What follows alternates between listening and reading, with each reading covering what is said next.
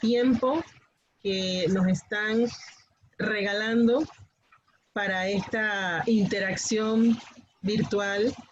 Y también queremos agradecer al equipo organizador que se ha encargado de la planificación y la ejecución de estas sesiones de miércoles y de sábado, que aportan conocimientos vivos, interpretación basada en la experiencia, manejo de normas y técnicas tanto en el mundo del derecho como en el mundo de la investigación criminal. Las mujeres vivimos un momento de transición, de anhelos y de reivindicaciones. Eso lo decía Clara González de Beringer en su momento. Y es para mí un honor, al igual que para toda la universidad, tener estos espacios, porque este pensamiento es el talante de nuestra universidad, bajo el liderazgo de nuestra rectora Etelvina Medianero de Monagas. Y en esta tarde me complace dar la bienvenida teniendo a dos conferencistas de experiencia, de trayectoria, que van a compartir con nosotros sus conocimientos y van a compartir también ese estilo de ejercer el derecho en un área tan delicada, tan importante como es el área del sistema penal acusatorio, el área del derecho penal, el área del tema de la detención provisional, como es el tema de la segunda expositora.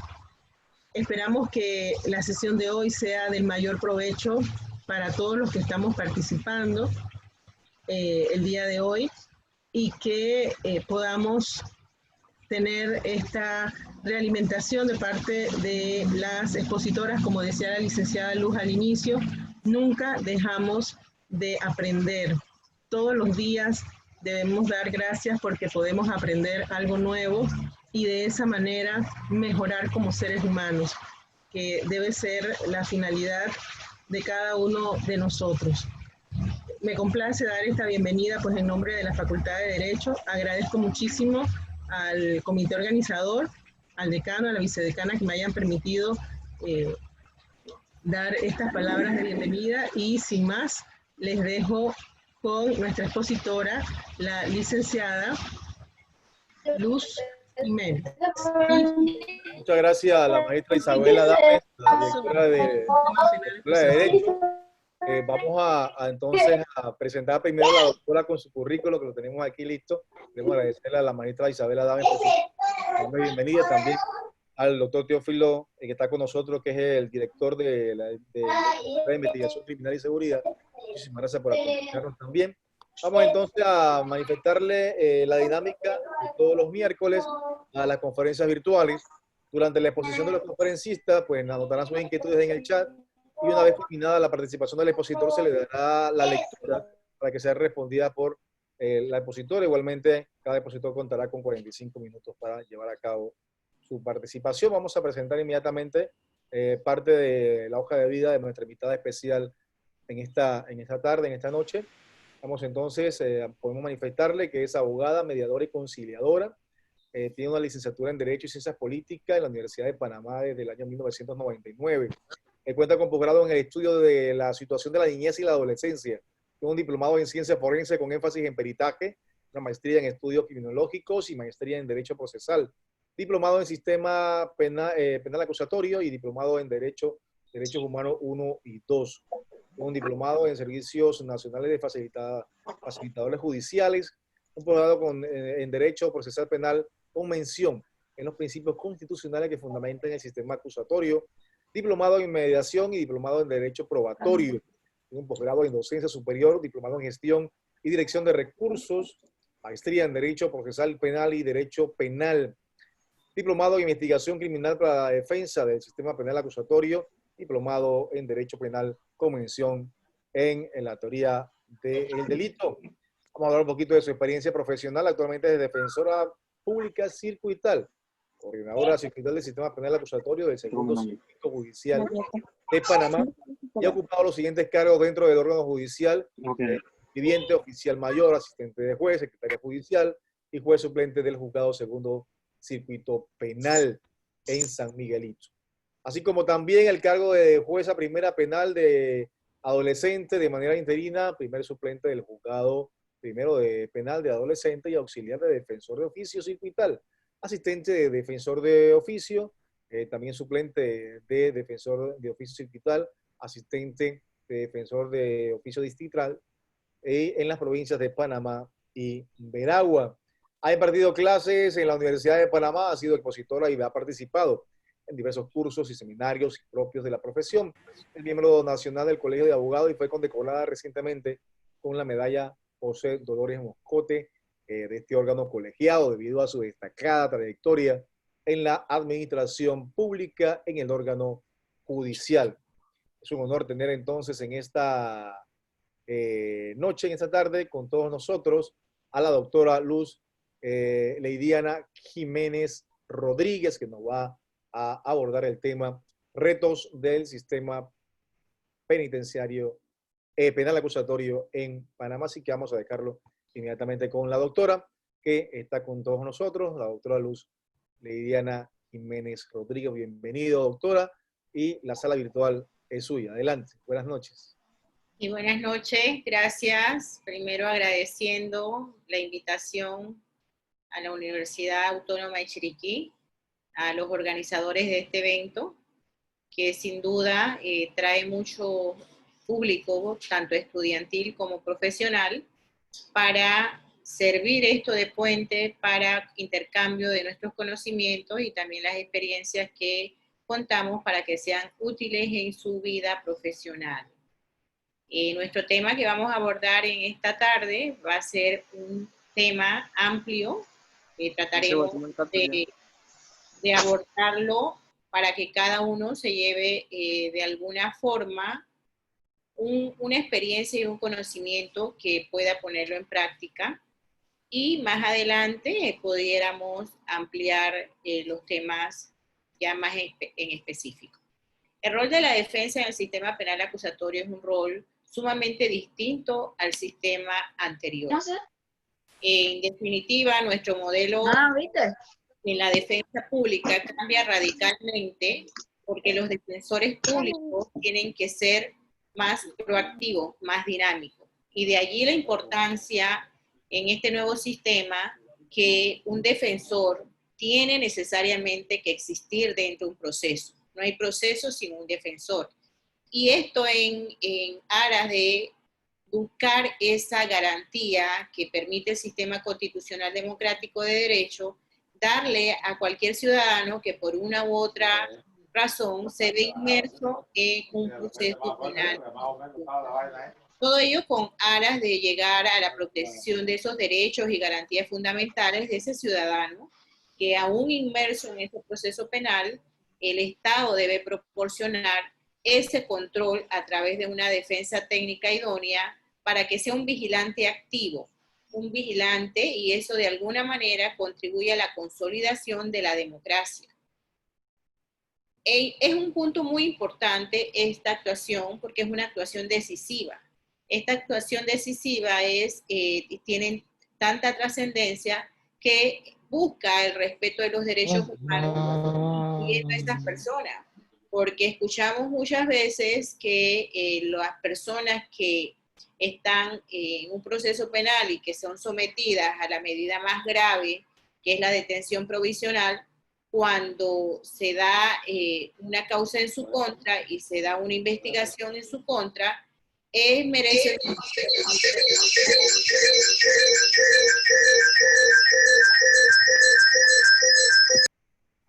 de la medida más gravosa como es la detención, y no por ello no se le debe respetar justamente esos derechos que como ser humano goza aún estando privado de libertad. El rol en sí del defensor, ya sea público o privado, en términos generales, se va a requerir que vele por esos derechos y garantías, que se cumplan esos derechos que están reconocidos en nuestra Constitución política.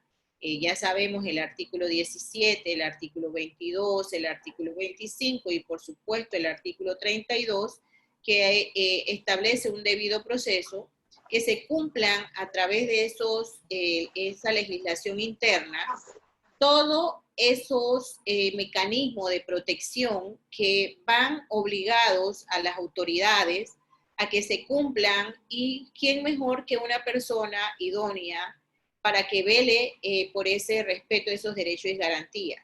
A su vez, este profesional, este rol del defensor público, defensor privado o defensor litigante, o como algunas legislaciones simplemente establecen abogados, también tiene que tener el conocimiento no solamente de las normas internas, sino también tiene que conocer los instrumentos internacionales, es decir, los tratados y convenios que nuestro país ha suscrito en determinados temas, para hacer uso también ante los tribunales y que se cumpla de manera eficaz esos derechos y esas garantías que le asiste también a esas personas que están sometidas a la esfera penal mediante un proceso.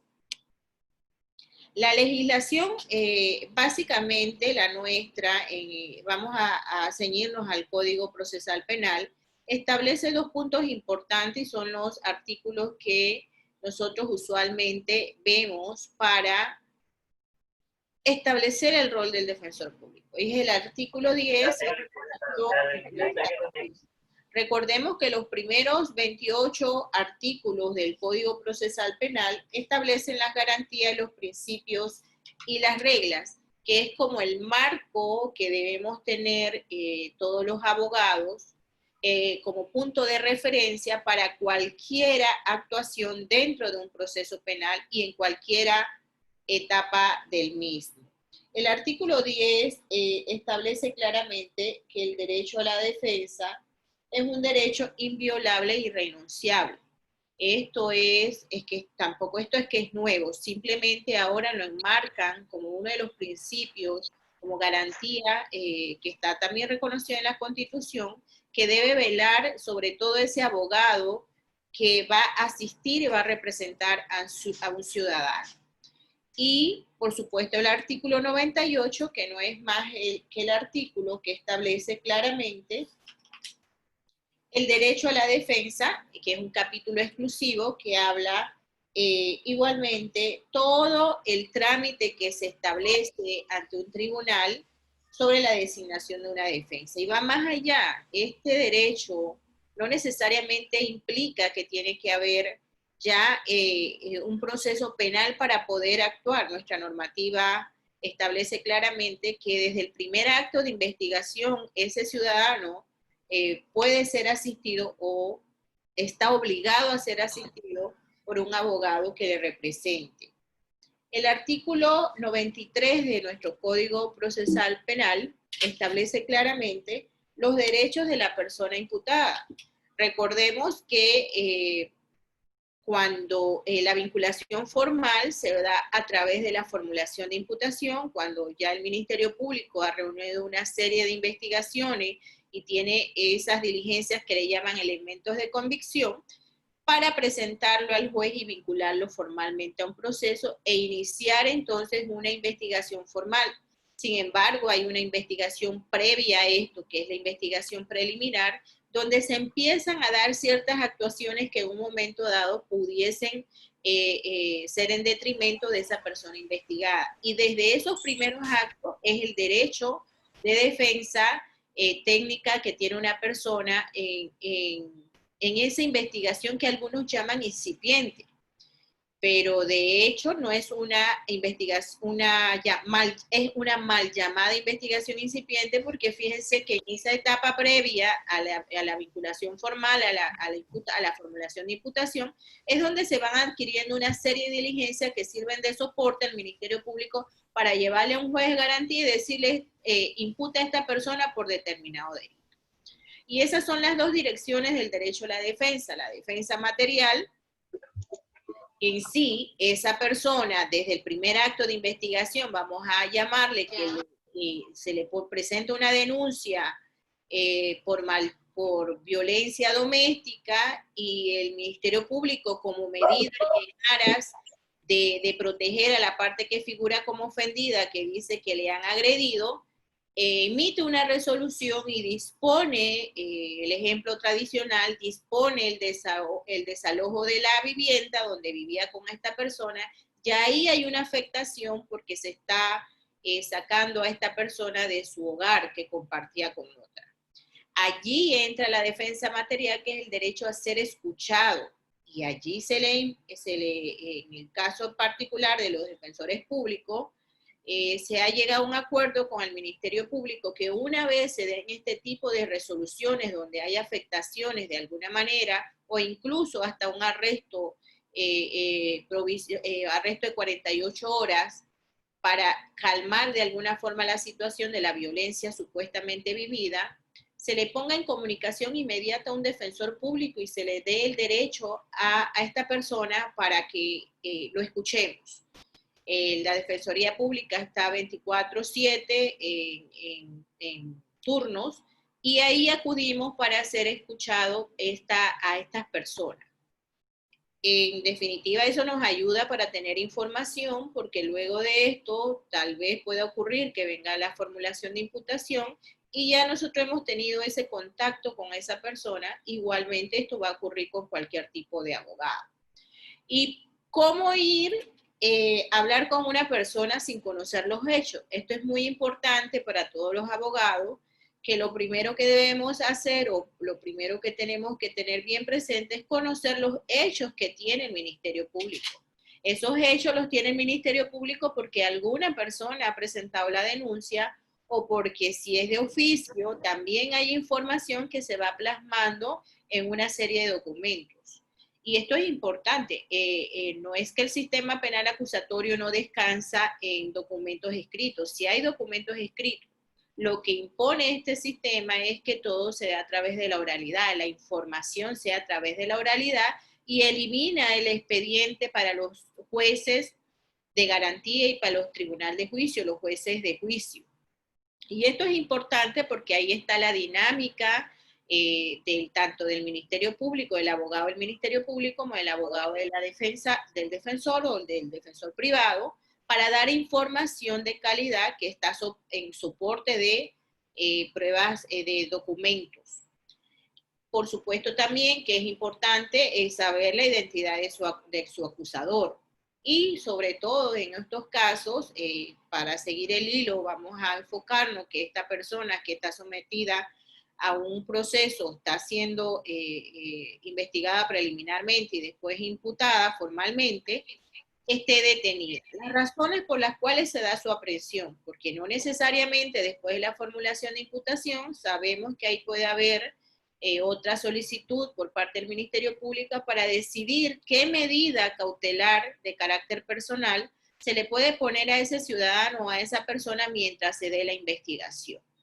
Y este es un punto muy importante porque pudiera ocurrir que el Ministerio Público, luego de formular la imputación, no solicita ningún tipo de medida cautelar y menos una grave como la detención. Pero sí se ha dado una afectación desde el momento que se dio la aprehensión hasta llevarlo a una audiencia de formulación de aprehensión. Fíjense que muchas personas dicen, pero si eso fue rápido, en 24 horas me aprendieron y en menos de 24 horas me vio un juez de garantías y me soltaron. Pero eso es trascendental porque a ti no te pueden privar de tu libertad con la denominación de aprehensión sin una justa causa. Hay que controlar los tiempos que el agente de la unidad policía te aprendió, si te aprendió en flagrancia, si te aprendió cualquier ciudadano, porque sabemos que hay arrestos ciudadanos, o si te aprendió las unidades de la policía por una orden del Ministerio Público. Toda esa forma o esas diligencias tienen que ser puestas a autoridades competentes, independientemente que la aprehensión se haya dado de manera por un ciudadano común que ha visto que se ha cometido un posible hecho, por una orden judicial o por la Policía Nacional. Esto es importante en la defensa material, que tenga el abogado conocimiento de todos estos términos. También si se ha respetado sus derechos humanos, se ha llevado un control de verificación de su estado de salud, si se le ha puesto en conocimiento sus derechos y las razones por las cuales está siendo aprendido. Todo esto es un cúmulo de información y de derechos y garantías que el abogado debe revisar una vez atiende el caso. Y por supuesto, la dirección de la defensa técnica es que ese abogado sea un abogado técnico legal, que no solamente sea licenciado en Derecho, o sea magíster en Derecho, o sea doctor en Derecho, sino que tenga la suficiente idoneidad para no solamente orientar, recomendar, sugerir y aconsejar a esa persona. Ese profesional tiene que ser idóneo y conocedor de las normas, porque muchos pueden ser profesionales en determinadas áreas y no necesariamente puedan tener conocimientos en el área penal o procesal penal. Y eso es requisito fundamental en este nuevo sistema. Y sobre todo, los abogados debemos quitarnos esa cultura de resolver los conflictos en litigio, en juicio. No todas las causas pueden ir a juicio. Para eso estamos y se impone en este nuevo sistema que se busquen salidas alternas o mecanismos alternos distintos al juicio para resolver los procesos. Sobre todo porque este sistema de alguna forma impone la mayor participación de la ciudadanía y impone que el derecho penal sea de mínima intervención y que sea exclusivamente para las causas graves, así como la detención provisional, que sea la última opción del legislador, y usted lo podemos ver en el catálogo de las medidas cautelares, que es el numeral 10 del 224, que es la última opción que planteó el legislador para que el tribunal, en un momento dado a solicitud del Ministerio Público, sea la última opción, porque ahí ese catálogo tiene 9 opciones previas que pudieran verificar si este ciudadano puede aceptar ese acercamiento al proceso en libertad. Y por supuesto que esa defensa técnica es irrenunciable, inviolable. Sabemos que la única excepción es que si es el profesional, si es el ciudadano que está siendo investigado, es un profesional del derecho, pero aún así con la experiencia me ha indicado que hemos tenido ese tipo de casos, que nadie es objetivo cuando les pasa algo. Podemos ser muy profesionales, pero es mejor ser asistido por una persona que tenga más temple, en el sentido de que no se vaya a afectar por ser parte del mismo dentro de un proceso penal. Y esa es la recomendación que nosotros le damos a otros abogados que por una u otra razón tienen o están en un proceso penal. El rol de la defensa básicamente son lo más importante en toda la dinámica, ya sea desde la investigación preliminar, la imputación, la audiencia intermedia, en las diferentes fases, en la fase de juicio, incluso es planear la estrategia de la defensa. El abogado no puede ir sin tener un conocimiento del caso y sin planear, por lo menos inicialmente, qué es lo que va a hacer, y para ello necesita la información de esa persona que está asistiendo. Para ello se enfrenta tener una teoría del caso para la toma de decisión. Si no tiene un marco de su actuación, en vano va a ser, porque pareciera que va a navegar sin rumbo. Si uno no sabe para dónde va a ir, entonces uno no puede tomar una dirección, uno no puede tomar vías para llegar más rápido, o vías de alguna forma que me lleven a puerto seguro para no meterme en mares de alta ola. Asimismo es la teoría del caso. La teoría del caso me permite a mí verificar si este caso, claro, con conocimiento pleno, y eso es muy importante. No todos los casos son iguales. Hay muchos que dicen, pero este es casi igual al que tuve la semana pasada. El casi es casi, no es igual. Y no es el mismo tratamiento en todos los casos. Por eso es importante tener muy bien claro tu caso, tus diligencias que ha hecho el Ministerio Público, las diligencias que has hecho tú para planear tu teoría del caso, la cual no puede ser a mitad del camino que la vas a variar. Por eso es importante este rol de la defensa en planear la estrategia y buscar la teoría del caso, que no la puedes variar. Igual, el derecho a la defensa en el proceso penal no es que es un derecho que nada más va a llegar hasta la investigación previa. Muchas veces se desconoce y dice, no importa que no, a ti nada más tú necesitas el abogado en la audiencia de formulación de imputación. Falso. Ya les di el ejemplo clásico que la mayoría conocemos cuando se pone una denuncia por violencia doméstica, ya sea un familiar X, y ordenan inmediatamente por parte del Ministerio Público el desahogo de la casa, o le ponen un arresto de 48 horas. Allí ya hay una afectación. En esa investigación previa, antes de la imputación, es necesario el abogado.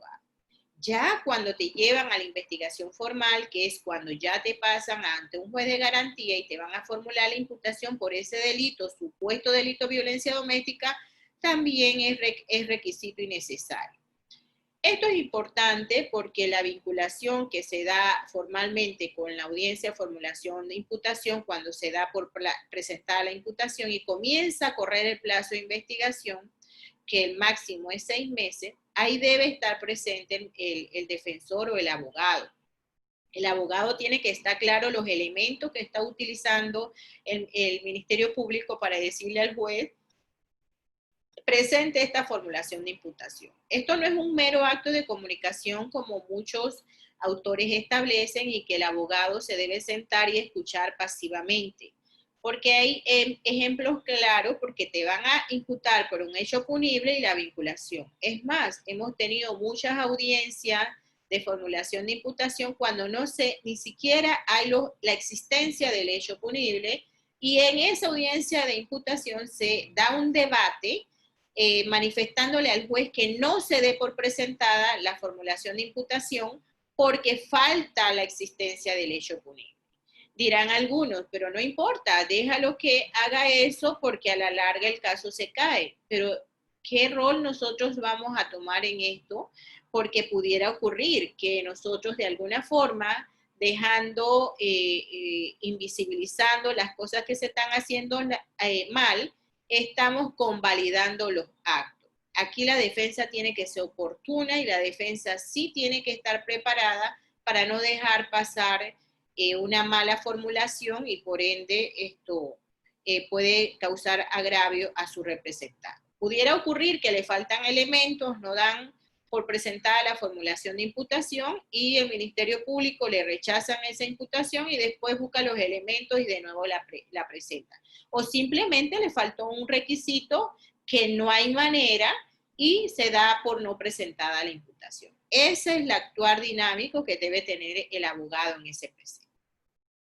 Nos pasamos a la fase intermedia. La fase intermedia, cuando ya culminamos en definitiva la fase de investigación, el rol del defensor en estos 6 meses o si es menos, tiene que ser muy activo. Ya no podemos estar como en otros años que el Ministerio Público no investigaba o sí investigaba, y si tu teoría del caso es que mi representado estaba en X lugar, tú no llevas testigos que estaban en ese lugar con otra persona, tú no llevas documentación que acrediten que sí estaba en el trabajo, el horario. ¿Y cómo vas a ir en una fase intermedia, que es la fase de acusación de presentar pruebas? No vas a presentar todas esas pruebas a tu favor. Este es un rol muy dinámico, en cierta forma somos más activos, estamos en igualdad de armas y se nos da la oportunidad de investigar para que en esa audiencia de acusación presentemos las pruebas que vamos a llevar, por supuesto, a la fase de juicio oral. La fase de acusación es tan importante que si el defensor no tiene el conocimiento y la preparación para poder fundamentarle al juez por qué es pertinente esa prueba y no conoce los términos que establece el código, para decirle al juez, admítame esa prueba, o no conoce los términos para atacar la prueba del Ministerio Público y decirle que no pase a la fase del juicio oral, estamos convirtiéndonos en abogados que solamente somos de representación física, pero en conocimiento no. Y esto trae un daño grande al proceso, porque puede poner a una persona en estado de indefensión y puede tener esa persona la garantía de que va a ser condenada porque no se presentaron las pruebas a su favor en el momento y en la fase correspondiente. Y por supuesto en la fase del juicio oral el abogado debe estar todo diestro, experto en alguna forma porque es el momento cumbre, es la presentación de tu teoría del caso, es la presentación de tus testigos, es el momento de contradecir los testigos del Ministerio Público y convencer al tribunal de juicio que tu teoría del caso es que X persona no pudo cometer un robo, por ejemplo, porque él estaba en un lugar distinto a la hora señalada. Y destruir de esta forma la acusación de los hechos que presenta el Ministerio Público, que dice que esa persona sí robó el 24 de septiembre porque estaba allí. Entonces, este es un tema de credibilidad, este es un tema de persuasión, pero a diferencia del sistema anterior, no es que el tribunal tiene un expediente y ahí después que cada uno da sus argumentos, el juez agarra y si alguna parte dejó de decir algo, el juez lee y hace su sentencia. No. En este sistema impone que el abogado tenga un nivel de preparación alto para que a través de los testigos, ya sea de él o los testigos del Ministerio Público, a través del contrainterrogatorio, a través de la técnica, saque la información que el tribunal requiere para creerle a una u otra parte, ya sea al Ministerio Público o a la defensa. Pero si encontramos a un abogado que no maneja las técnicas del interrogatorio y del contrainterrogatorio, las técnicas de evidencia-contradicción, las técnicas de evidencia-contradicción y de refrescar memoria, estamos casi seguros que ese tribunal le va a dar favor al Ministerio Público con su teoría del caso. Y por supuesto, el defensor también va a estar en la fase de cumplimiento, que por una u otra razón, si tenemos un caso que, como decimos, orientamos, finalmente el que toma las decisiones son los que atendemos, pero si decide agarrar un acuerdo de pena y no irse a juicio porque le conviene en ese sentido, de acuerdo a las pruebas, darle el seguimiento en esa fase de cumplimiento, porque una vez condenado, si es privado de libertad, con mayor razón, esa persona no se puede desatender porque aún sigue siendo un ser humano que está confinado a un centro penal, quitando su libertad, pero el resto de los derechos, el derecho a recreación, el derecho a la educación, el derecho al trabajo, todo esto tiene que de alguna medida, a través de la mano del sistema penitenciario, proporcionarlo. Y ahí está presente el derecho del abogado que sea activo en estas diferentes fases del proceso.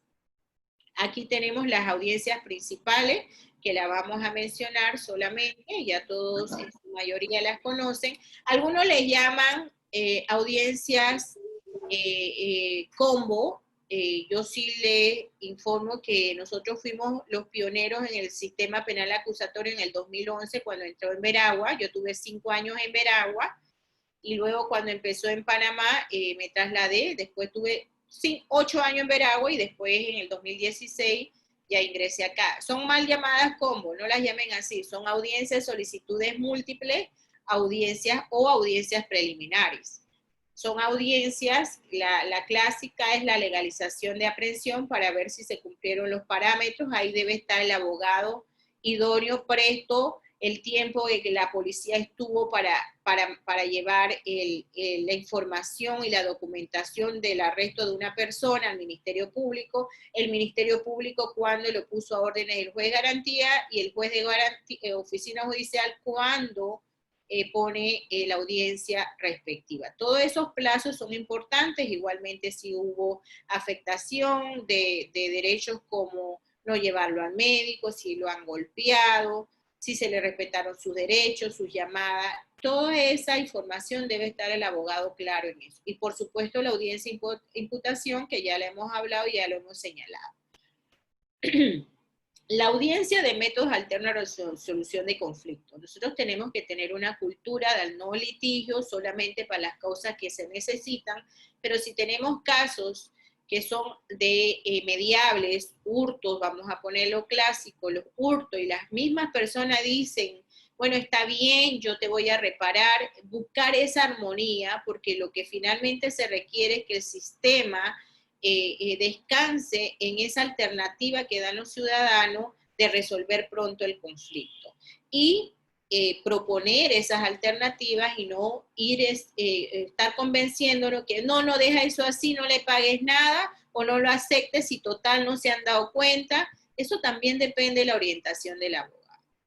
Y por supuesto la audiencia de medidas cautelares, que ya hemos hablado, que es una audiencia, esto es un tema para tener solamente una presentación, la importancia de la audiencia de medidas cautelares y los riesgos que tiene un tribunal de conceder a una persona una libertad, si puede afectar derechos, puede afectar las pruebas, si puede afectar la integridad de la víctima y muchas otras cosas más, pero eso el abogado debe estar siempre, debe tener como norte que su representado puede gozar de libertad y enfrentar un proceso penal en libertad, puede atender al proceso, que no hay riesgo de fuga, que no hay desatención al mismo, y eso es parte de la argumentación que el profesional, el abogado, debe tener en su haber.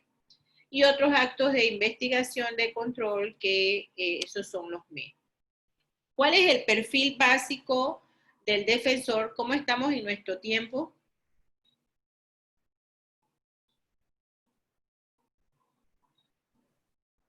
¿Estamos bien?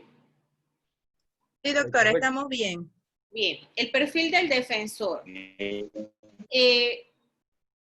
Yo podría clasificarlo de muchas maneras, pero en este caso en particular yo lo expongo de 5 puntos de vista. Es un profesional dotado de información académica. Para tú incursionar en un área, por ejemplo, un área laboral, si a mí en estos momentos me dicen tienes que ir a hacer una audiencia laboral, por supuesto que yo tengo que tener un tipo de formación académica y yo no tengo nada de formación académica en materia laboral. Tengo que conocer mis fortalezas y mis debilidades. Yo digo, mejor pongo a otro profesional que esté en esa área porque no tengo formación académica al respecto. Por supuesto, si no tengo estudio en eso, mal pudiera yo atender un caso que no me compete. En el área penal, si un abogado se agita en la misma, eso se detecta rápidamente. El fiscal va a reconocer las fortalezas y las deficiencias. Igualmente, el abogado va a reconocer las fortalezas y deficiencias del fiscal. Algunos compañeros establecen rápidamente, llega un fiscal nuevo, está empezando, podemos conseguir una medida cautelar, porque no tiene la preparación suficiente para convencer al juez. Y esto es un tema no de convencer porque quiero convencer, sino jurídicamente, profesionalmente hablando. Si él dice que hay un riesgo de fuga, por eso es necesario ordenarle la detención, pero si el abogado de la defensa dice no hay riesgo de fuga, este señor tiene su casa en determinado lugar, de hecho la DIJ fue y verificó y hay un informe donde vive en ese lugar, tiene 3 niños, aquí están los 3 niños en la escuela que está al lado, son de escuela primaria, y ya tú vas argumentando y dándole información al juez por qué dice que es mejor detenerlo porque va a desatender el proceso. Si tiene 3 niños, tiene un lugar donde ha vivido 20 años, tiene un trabajo estable, ¿por qué aplicarle la medida más gravosa de detención si pudieran ponerle un reporte? Y eso es lo importante de reconocer las fortalezas y debilidades de una u otra parte. Capacidad para el ejercicio lógico y dialéctico, eso es fundamental. Aconsejar al acusado para una negociación cuando las condiciones, claro, así lo indiquen. Hay muchas personas que rápidamente, y hemos tenido muchos malos comentarios, que dicen, no, es que me están ofreciendo un acuerdo rápido. Un momento, tú no puedes a primera ofrecer un acuerdo de pena si no tienes todo bien claro y darle la información a la persona. Y esto es importante porque los fiscales o el Ministerio Público ofrecen acuerdos de pena en las audiencias preliminares, en las audiencias de solicitudes múltiples, más bajos que cuando ya ha pasado el transcurso del tiempo.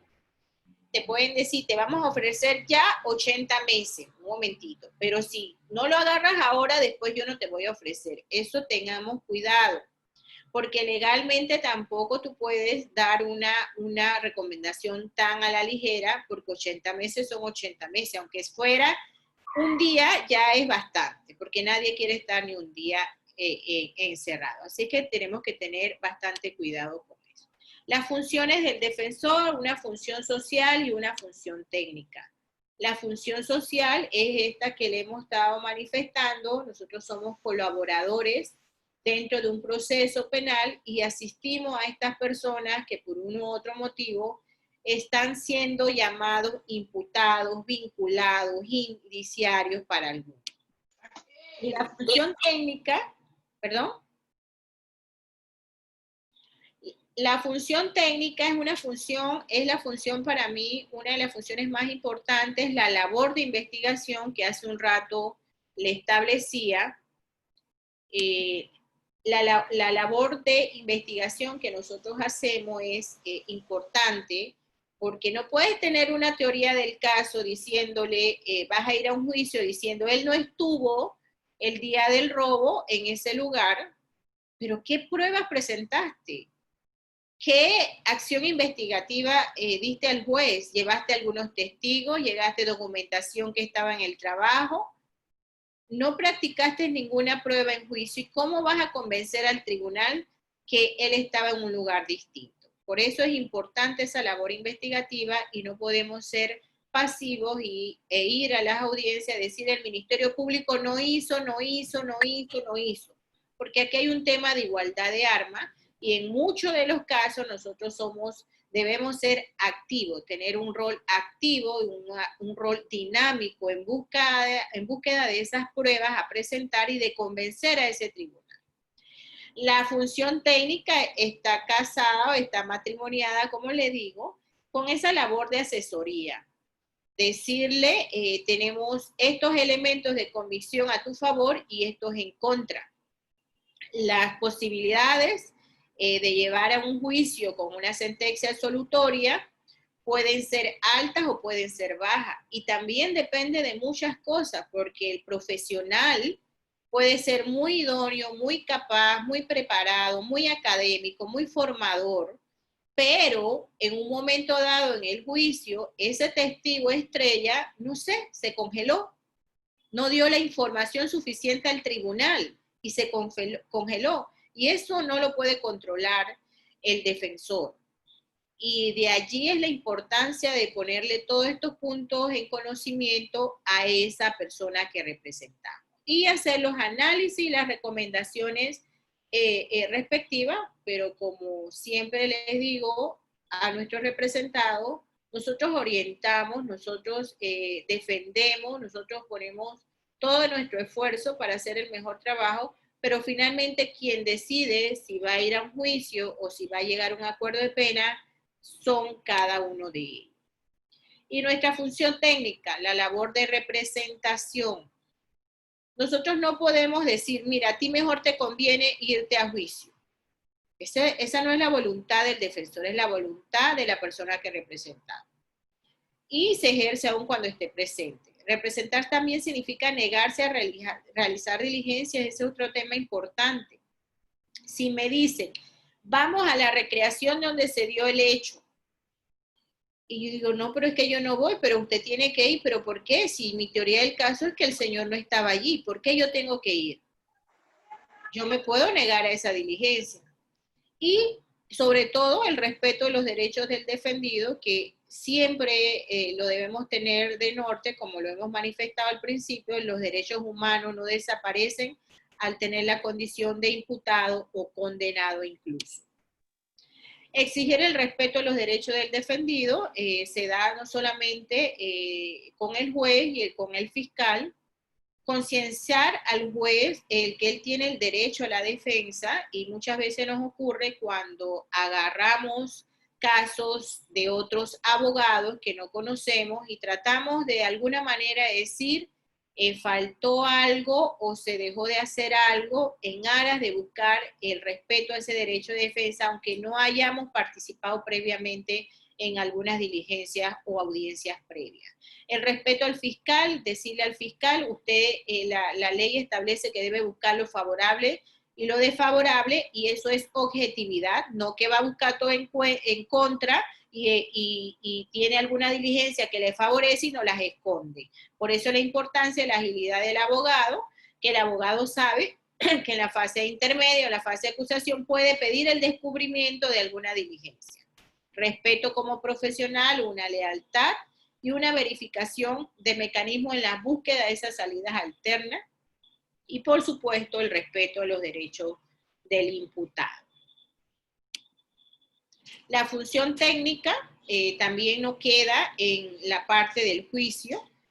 Una vez se da la lectura del el sentido del fallo, vamos a poner que sea condenatorio y viene después a los 2 días o a los 10 días o la lectura de la sentencia, tenemos derecho a recurrir, impugnar, verificar qué tipo de recurso es, si conviene o no conviene en ese caso. La negociación, en el caso de que todavía no hayamos ido a juicio, si nos conviene o no, previa autorización del imputado a negociar, y el derecho a pedir, petición.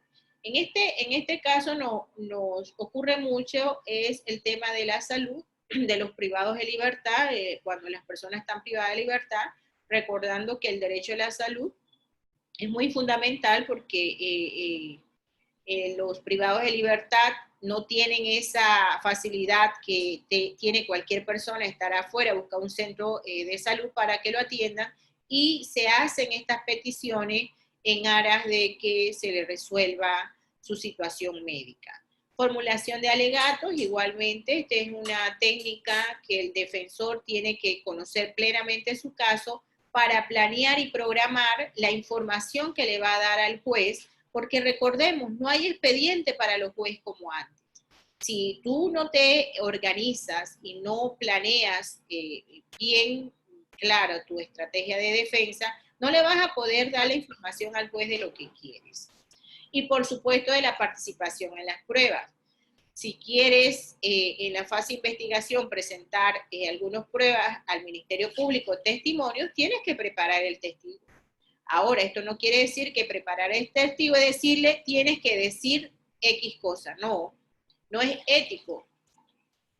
Eso no se maneja de esa forma. Tienes que preparar al testigo para un momento dado cómo rendir una entrevista de manera clara, porque hablamos mucho, pero a veces decimos poco.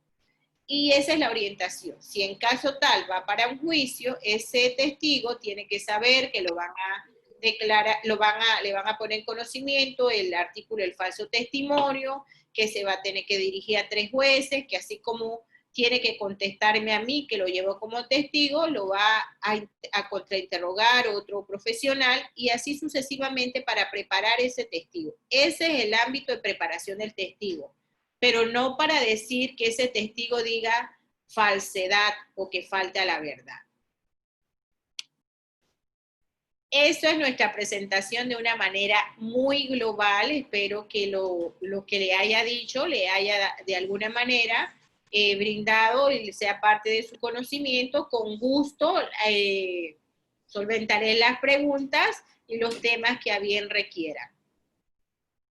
Muchas gracias, doctora Jiménez Rodríguez, por su excelente participación en esta noche, en este ciclo de conferencia.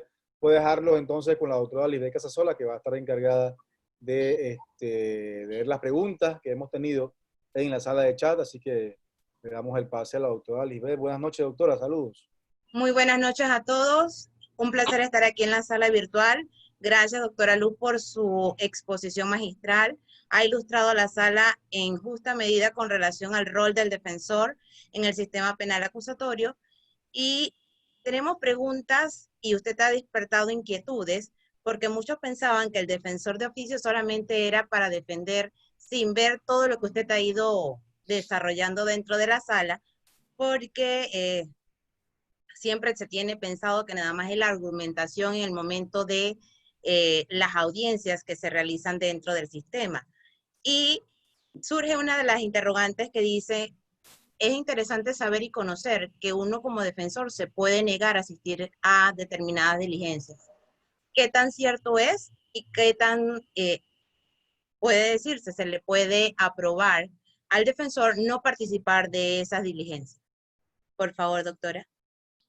Bueno, en el caso específico que les di el ejemplo, la mayoría de las diligencias que el Ministerio Público coordina, ya sea con abogado privado o abogado público, requieren notificarlo tanto a la persona acusada como al defensor. Depende el tipo de diligencia, depende el tipo de diligencia y la trascendencia de la diligencia. Si me dicen a mí que yo tengo que acudir a una diligencia en rueda de presos, en un centro carcelario, a representar a un chico, yo no me voy a negar a ir a hacer esa diligencia. Esa es una diligencia fundamental. Yo lo que voy a hacer es con más dinamismo, voy a ir y voy a hablar, a tener ese derecho, esa comunicación con el privado de libertad y le voy a explicar el tipo de diligencia. Generalmente en este tipo de diligencia el chico puede decir, porque, bueno, voy a buscar a personas porque la norma habla con similares características y él tiene derecho a escoger esas personas. Si a mí, vamos a ponerlo en el peor de los escenarios, me dice el Ministerio Público, no, licenciada, él tiene derecho a buscar las personas, pero aquí no hay la cantidad de personas. Vamos a poner que la persona que yo represente es una persona con rasgos indígenas y no hay persona con esos rasgos. Yo soy la abogada y yo, un momentito, yo voy a oponerme a esta diligencia porque la norma dice que tengo que buscar, él tiene que buscar a X cantidad de personas con sus similares características. Y si no las hay, ¿cómo yo voy a participar en esa diligencia? Se hacen las observaciones, ese es el profesional del derecho, si sabe. Si es un profesional del derecho, no agarra a cualquiera. Va a agarrar unos morenos, otros claros y el indígena. ¿A quién usted cree que van a señalar si la persona que va a reconocer dice que es indígena? Al único indígena que va a estar en esa fila. Y entonces queda la responsabilidad del defensor. ¿Lo señaló porque era ese indígena que le robó o lo señaló porque era el único indígena? Entonces, ese es un tema que hay que ver, el tipo de diligencia y la trascendencia de diligencia. Pero para todo eso ustedes tienen que tener claro su caso, tener conocimiento pleno de su caso y qué es la teoría del caso que van a hacer. Gracias por su respuesta. Es muy certera la misma y señala muy bien que cuando las personas están privadas de libertad no pierden sus derechos humanos, que muchos piensan que sí, y que se le restringe pues muchas veces el acceso a la salud, a tener pues ese acercamiento con el defensor, poder comunicarse efectivamente y que es necesario para una defensa efectiva dentro del sistema. Porque con esta multiplicidad de audiencias, ustedes se han vuelto una mancuerna indisoluble porque tanto depende usted del acusado como él depende del defensor que le acompaña para poder continuar con la causa que se le sigue. Doctora, una última pregunta. La sala realmente está muy agradecida por su participación. Dentro del sistema penal acusatorio, el defensor, su rol, usted fue desarrollando qué tan efectivo o qué tan seguido se dan esos métodos alternos que plantea el nuevo sistema penal acusatorio en beneficio del acusado. Gracias. Bueno, es que eso depende. El modelo de gestión de la defensa pública, en este caso en particular, que inició en Veragua, en la provincia de Coclé y Veragua, en el 2011, recordemos que fue paulativamente. Por excelencia, la provincia de Veragua tenía muchas salidas alternas distintas al juicio. ¿Pero por qué las tenía o las tiene actualmente? Porque los delitos que se cometen en la provincia de Veraguas, ahora que yo seguí el sistema penal acusatorio cuando empezó en Panamá en el segundo circuito, que es San Miguelito, son totalmente diferentes. En Veragua la mayor cantidad de causas son lesiones personales, violencia doméstica, delitos desistibles, por ende delitos que pueden ir a mediación. A diferencia de la actual, donde me desarrollo, donde laboro, en San Miguelito, no se dan ese tipo de delitos, se da mayor incidencia de otro tipo de delitos contra el patrimonio, robos a manos armadas, se dan violaciones, se dan homicidios, y por supuesto que esos delitos no son desistibles. Por ende, no hay muchas salidas de suspensiones ni de mediaciones, pero hay de alguna medida salidas alternas de acuerdo de pena. Por eso decía que el modelo paulativo de la entrada de vigencia del sistema penal acusatorio no es que va a ser igual a todas las provincias, porque todas las provincias no tienen la misma cantidad de incidencia, el mismo delito y por cantidad, fuera de que las personas no son iguales. Las personas de la provincia de Veragua, en su mayoría creen en el perdón, creen en la reparación del daño, creen en que vamos a arreglar las cosas amistosamente. Puede que aquí en San Miguelito haya también un delito desistible como un hurto, pero sin embargo nuestra población de San Miguelito es más propensa, no, yo no quiero eso, yo quiero que él vaya preso, y de alguna forma ahí estamos para orientar tanto el defensor o el abogado, ya sea público o privado, y el defensor de la parte ofendida, el defensor de la asistencia de las víctimas, que también tienen, para buscar esa armonía, porque si hay delitos desistibles, ¿por qué ir a un juicio si podemos solucionarlo de alguna forma?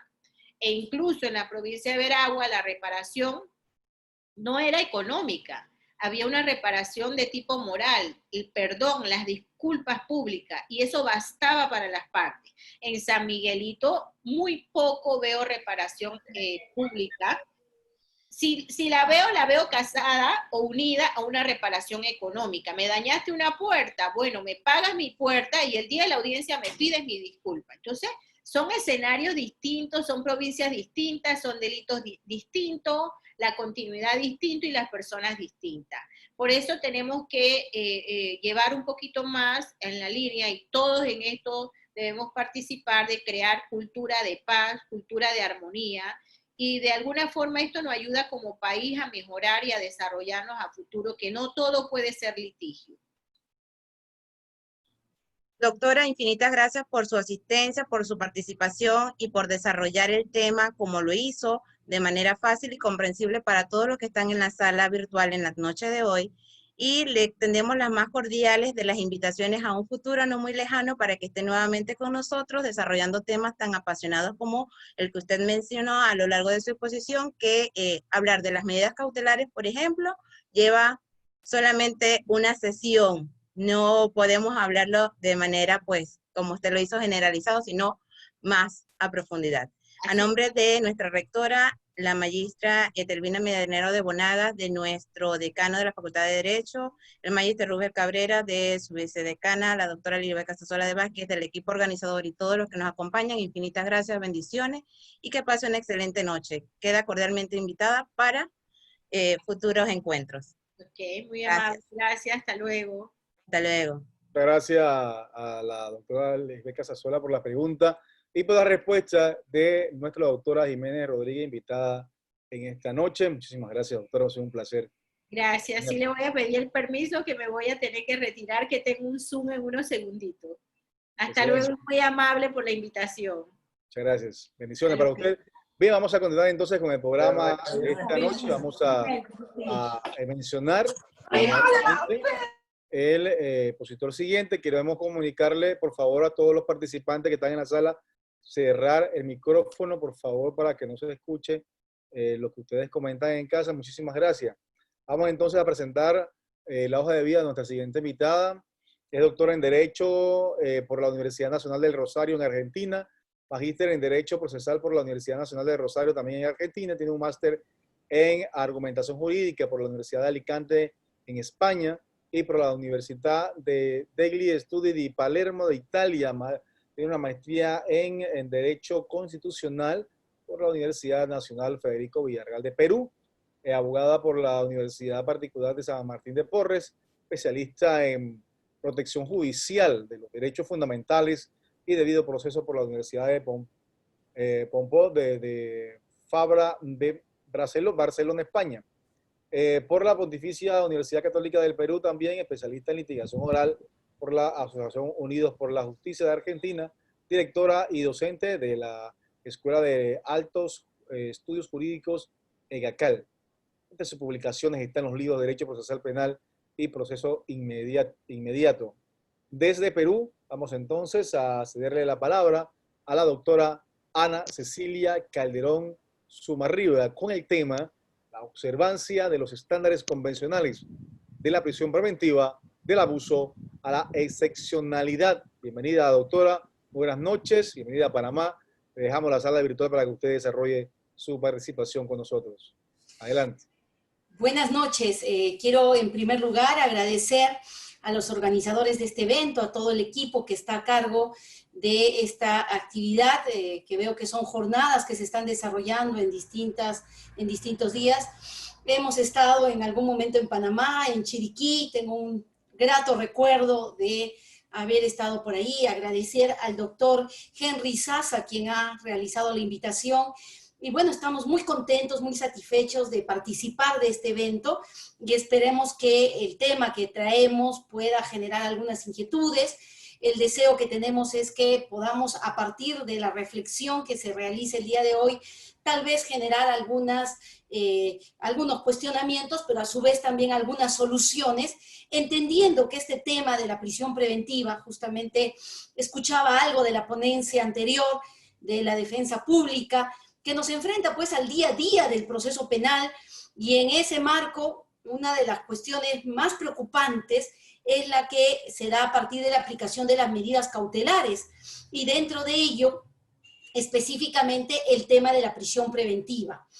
Justamente a raíz de que es una de las cuestiones de mayor preocupación en nuestro ámbito, es que trajimos este tema para esta actividad que ustedes tienen en torno a los estándares internacionales que se manejan en relación a la prisión preventiva. Lo primero es señalarles de que hay un marco mínimo que tenemos que observar todos los estados que formamos parte del sistema americano de protección de los derechos humanos.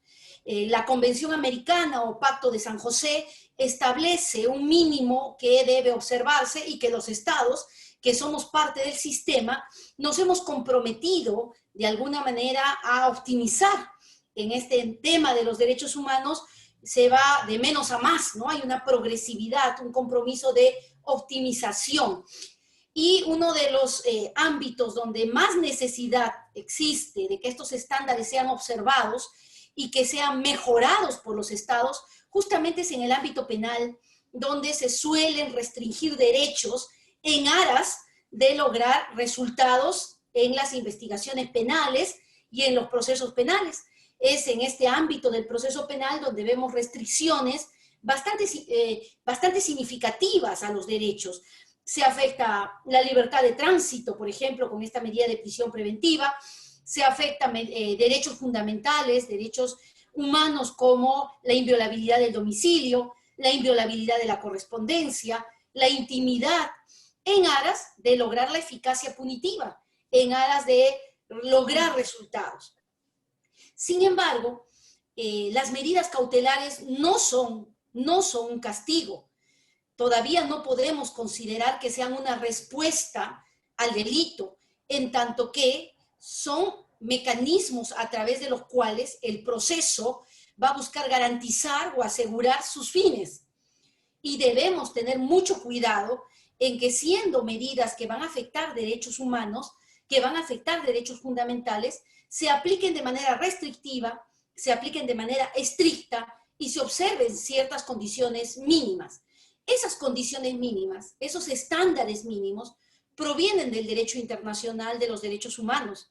Justamente nosotros que pertenecemos a un sistema de protección, tenemos que observar ciertas condiciones mínimas como las que se generan a partir de los fallos de la Corte Interamericana, informes de la Comisión Interamericana, recomendaciones del Comité de Derechos Humanos cuando ya hablamos de Naciones Unidas, y entiéndase que en este punto hay bastantes dificultades, principalmente por ese constante enfrentamiento que existe entre el respeto a los derechos, el observar el marco constitucional, el marco convencional, y de otro lado, el lograr resultados dentro del sistema punitivo, lograr resultados dentro del marco de la persecución penal. Es como que hay una dicotomía constante entre ambos aspectos que nos lleva, ¿no?, a pensar que tal vez lo mejor sería, para lograr resultados, tener muchas prisiones preventivas. Pero estamos de otro lado sacrificando cuestiones que hacen que nuestros estados sean considerados estados constitucionales, sean considerados estados de derecho. Es en ese sentido que cuando hablamos de la prisión preventiva, lo que está comprometiéndose es la libertad personal. Y dentro del marco de la libertad personal, específicamente la libertad de tránsito, el jus movendi. Y dentro de ello, la Corte Interamericana, en diversos fallos, está, por ejemplo, el caso de Macarena Gelman versus Uruguay, cuando se trata de libertad de menores, cuando están en cautiverio. Acuérdense de este caso de Macarena Gelman versus Uruguay, donde ella es mantenida en cautiverio junto con su madre gestante. Y finalmente a la madre la ejecutan, y ella, Macarena, que recién nacida en Argentina, es entregada a una familia en Uruguay. Con lo cual no solamente se le afecta su nacionalidad, se le afecta también su identidad, el hecho de que se afecte su libertad. Y entonces la Corte Interamericana dice, muy bien, ¿qué implica la libertad?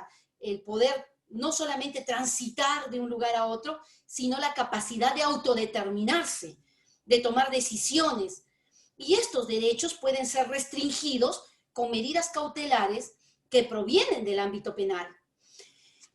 ¿Por qué mostrar preocupación por este tema de los estándares internacionales y el compromiso que hay en relación a la libertad de tránsito y la libertad personal en general?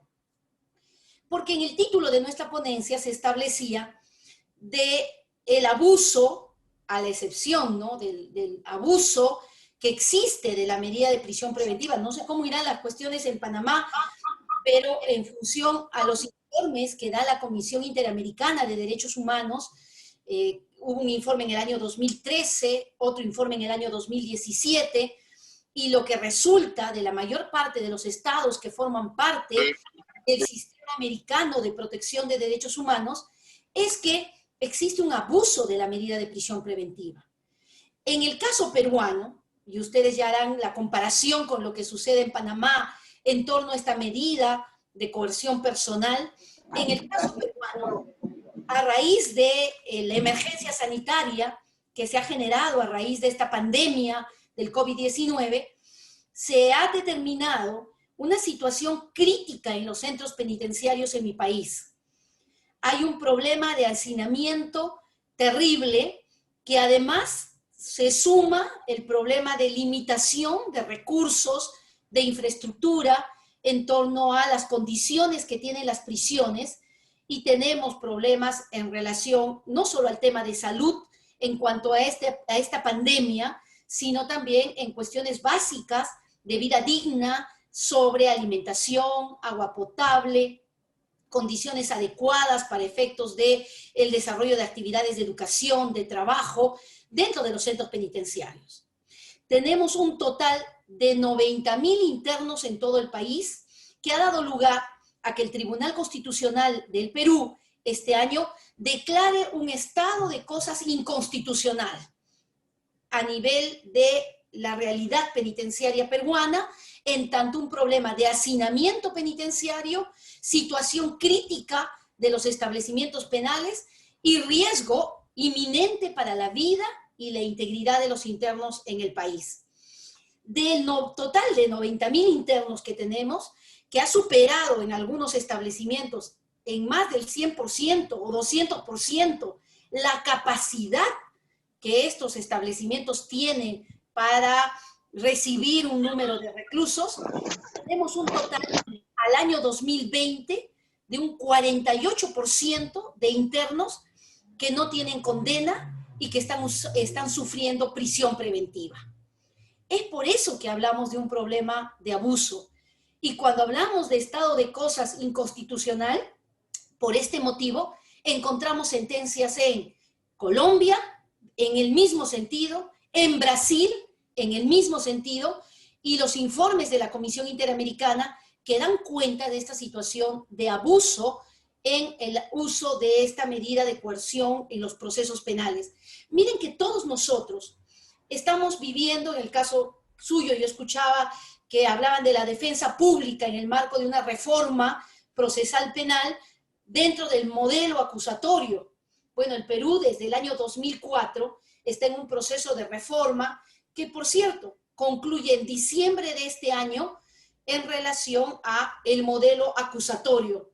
Y pese a que este modelo es un modelo de división de roles, es un modelo donde quien requiere la medida de coerción, por ejemplo, es la fiscalía, y debe cumplir con una serie de presupuestos, y el juez para otorgarla tiene que también observar una debida motivación y presupuestos concurrentes. Miren que pese a la reforma procesal, que ya la tenemos desde el año 2004, tenemos un problema de abuso de la prisión preventiva, que se materializa en el caso peruano por esta situación de estado de cosas inconstitucional que radica justamente en esta situación de hacinamiento y crítica situación de los penales que pone en riesgo ya no solamente hay un problema con la libertad, sino que pone en riesgo otro tipo de bienes jurídicos y de derechos mucho más valiosos como la vida o como la integridad de las personas que se encuentran recluidas, más en esta situación en la que estamos todos los países por la emergencia sanitaria provocada por esta pandemia. ¿Qué pasa entonces con los estándares internacionales? ¿Para qué tenemos instrumentos de derechos humanos? ¿Para qué tenemos un sistema de protección de derechos humanos que genera fallos, recomendaciones, informes? ¿Dónde quedan nuestras constituciones para llegar a una situación como la que les estoy contando y que posiblemente se replica en diversos países de la región?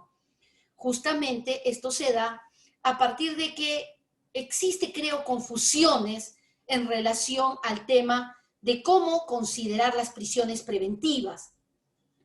Se ha establecido en diversas sentencias de la Corte Interamericana de Derechos Humanos que la prisión preventiva es una medida excepcional, que la regla es que una persona responda a un proceso penal en libertad y que si podemos utilizar otras alternativas, como la vigilancia electrónica, como impedimentos de salida del país, arrestos domiciliarios, que son medidas de coerción también, medidas cautelares de naturaleza personal, y no tener que acudir a la prisión preventiva, pues lógicamente si tuviéramos estas alternativas legisladas o si las tenemos, las aplicáramos, entonces otra sería la historia que probablemente daría lugar a esta conferencia. Estaríamos considerando realmente a la prisión como una excepción y no como una regla. Pues bien, la idea de aplicar la prisión preventiva bajo estos estándares internacionales y considerarla como una medida excepcional pasa por una aplicación y una observancia rigurosa de los presupuestos para su imposición. Y no perder de vista que la prisión preventiva es solo una medida cautelar y no como se conceptualiza en algunos casos como un anticipo de condena. Dentro del marco de la opinión pública, eso es posiblemente admisible. En mi país a veces salen los titulares en los periódicos donde se dice que se dictó prisión preventiva contra X o Y persona. Y cuando uno escucha que le colocan el micro, los periodistas, a algún ciudadano, el ciudadano dice, se lo merece. Y es que, claro, es posible que el ciudadano confunda la medida de prisión preventiva con una pena. Pero eso es imperdonable para los operadores del sistema. Eso es imperdonable para los que estudiamos derecho. Nosotros sí sabemos diferenciar entre una medida cautelar, que es para fines de aseguramiento donde todavía persiste la presunción de inocencia, de la pena, que es el resultado de un proceso, luego de una condena.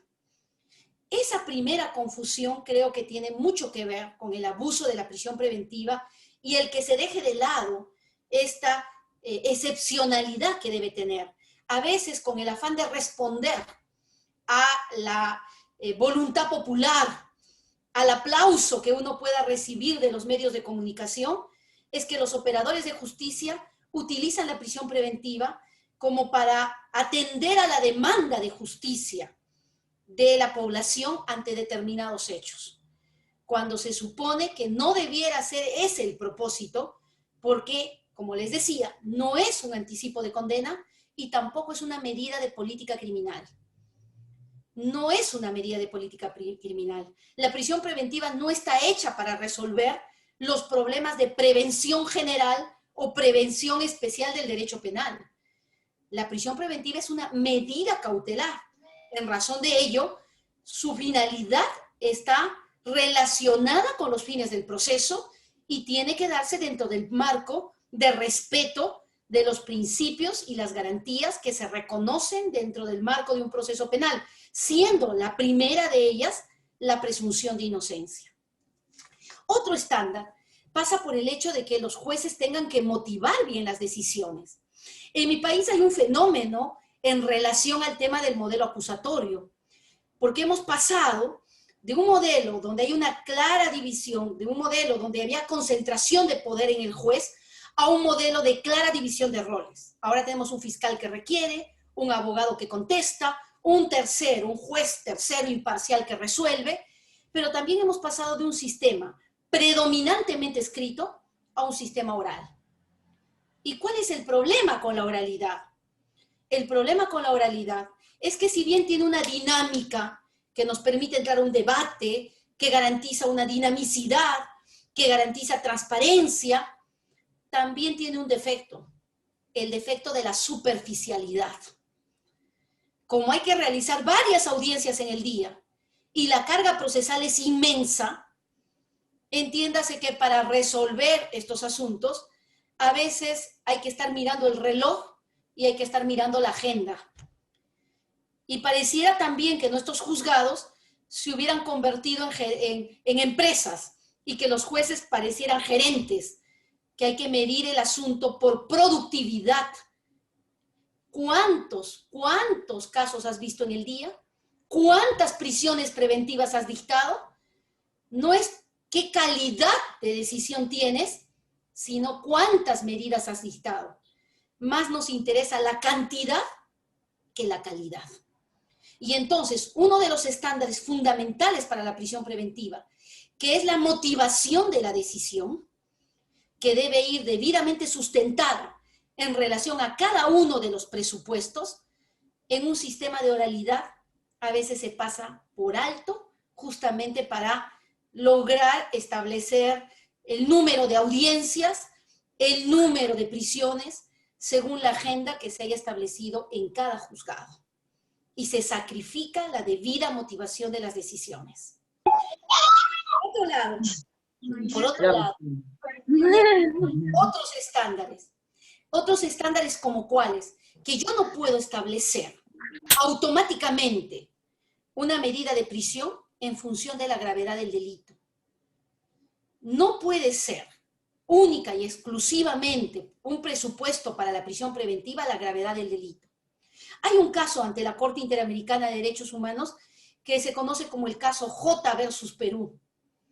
Es un caso de una periodista, bueno, ahora es una periodista muy famosa en Europa, que para efectos de evitar que sea identificada, su caso ante la Corte Interamericana se llama así, caso J versus Perú. Esta periodista, en la década de los 90, estudiaba en la Universidad Católica del Perú, periodismo, y fue involucrada en actos de terrorismo porque participaba de un periódico de un grupo terrorista que lamentablemente existió en nuestro país, conocido como Sendero Luminoso. Cuando fue involucrada, fue detenida, fue investigada, procesada, finalmente fue absuelta. A los los años, esta señora se fue a vivir a Europa, hizo su carrera muy bien. Sin embargo, en el Perú, los procesos por terrorismo que fueron llevados en el fuero militar fueron declarados en su momento nulos, porque habían vulneraciones al debido proceso, restricciones al derecho de defensa, restricciones al derecho a probar, y entonces se declara nulo el proceso de esta señora y en el nuevo proceso penal se dispone la prisión preventiva. Cuando ella salía de vacaciones, cruzando de Inglaterra para Alemania de vacaciones, es detenida por una orden de captura internacional, justamente dictada por este proceso de terrorismo, y donde pesaba un mandato de prisión preventiva.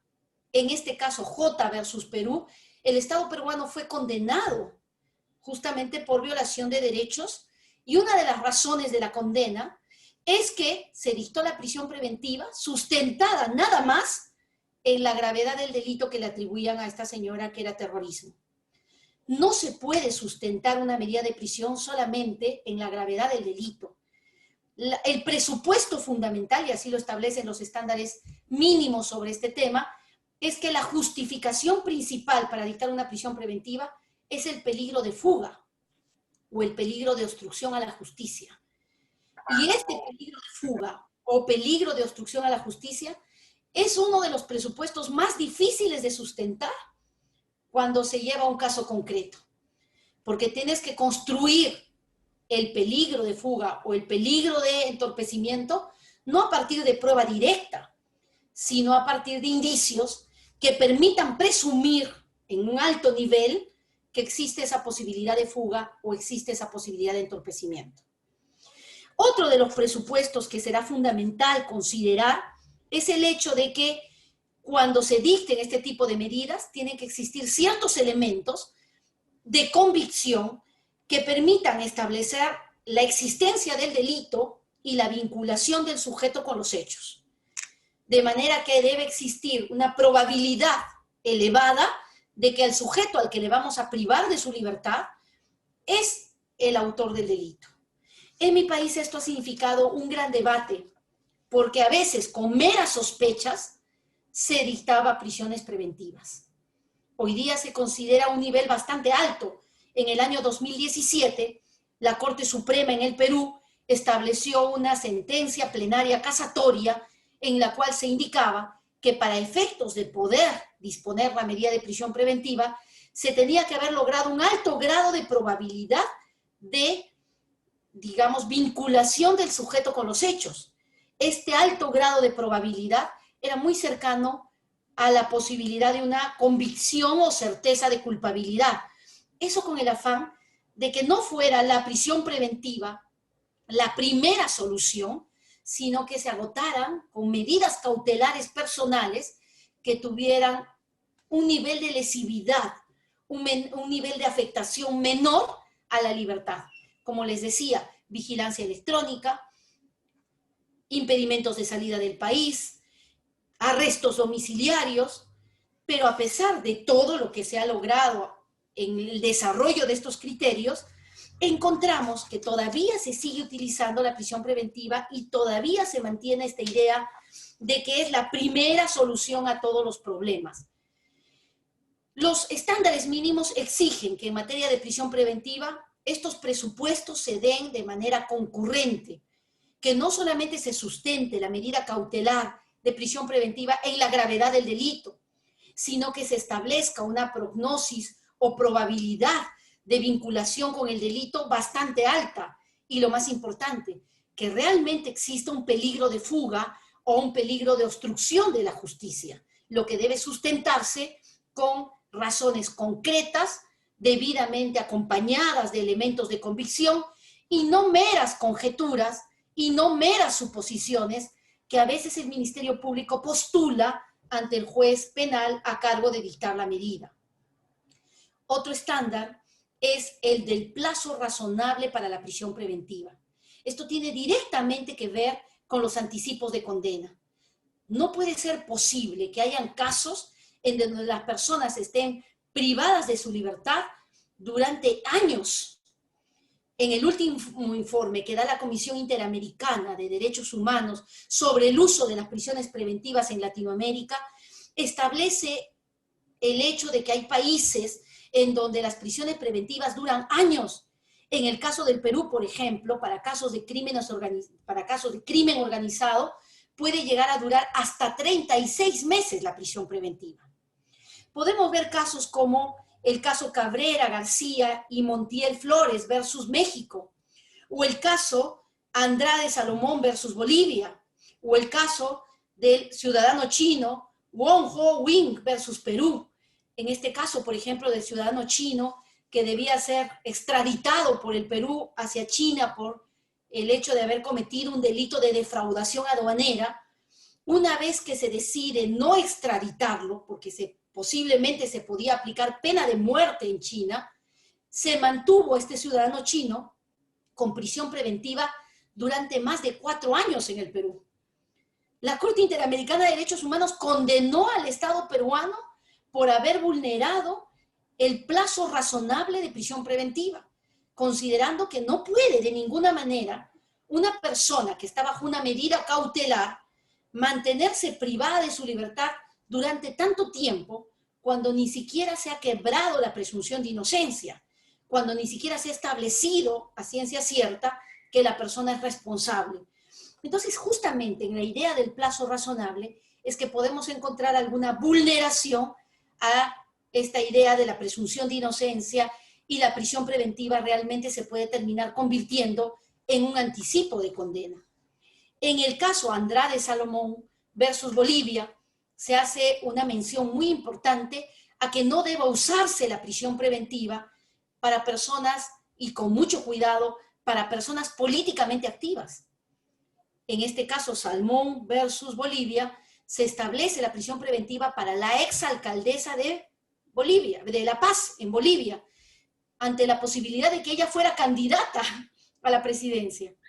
Y entonces la Corte Interamericana va a mostrar que, ojo, la medida de cautela personal en el proceso penal también podría ser utilizada con fines espurios, con fines que están totalmente alejados a lo que corresponden a garantizar o asegurar los fines de un proceso penal, como por ejemplo evitar que una persona que es políticamente activa pueda seguir participando de la actividad política a partir de destruir su imagen y aplicar medidas de coerción personales como las que acabamos de señalar en relación a este caso de Andrade Salmón versus Bolivia, y que ha generado también algunos cuestionamientos del uso de la prisión preventiva en casos mediáticos, ¿no? En casos donde existe presión de los medios de comunicación, presión popular, para que se dicten las medidas más severas dentro del proceso penal.